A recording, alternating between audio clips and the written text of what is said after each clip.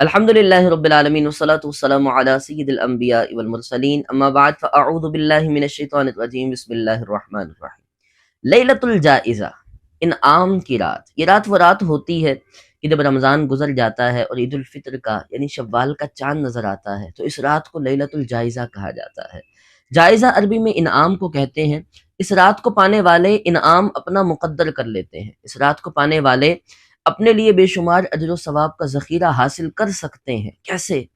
کہ جب کوئی مزدور اپنی مزدوری کر لیتا ہے، جب کوئی اجیر اپنا کام کر لیتا ہے تو اب اجرت کا وقت آتا ہے، اب اسے دہاڑی ملنی ہوتی ہے، اب اسے اس کا وظیفہ ملنا ہوتا ہے، اس کے پیسے ملنے ہوتے ہیں، اس کو اس کا انعام ملنا ہوتا ہے۔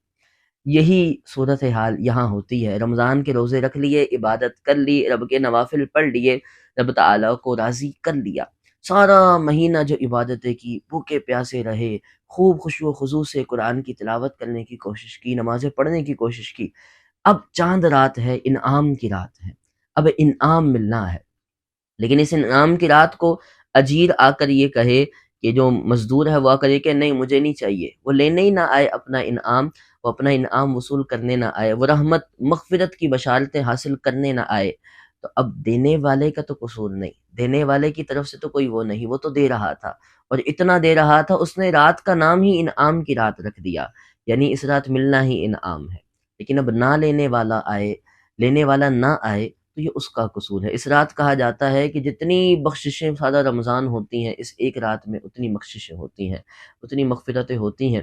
اس رات کو ضائع مت کیجیے گا، اس رات میں اپنی بخشش کروا لیجیے گا، اور جو محنت کی تھی، جو عبادتیں کی تھی، جو روزے رکھے تھے، جو تلاوت کی تھی، جو ساری دیگر عبادتیں کی تھی، اس کا انعام، اس کا اجر اور اس کی ملنے والی جزا حاصل کیجیے گا۔ اس چاند رات کو اپنے لیے اہمیت کی چیز بنا کر اور اس کے اندر خوب عبادت کر کے رب کو راضی کر کے دعائیں کیجیے گا اور رب سے انعام لیجیے گا۔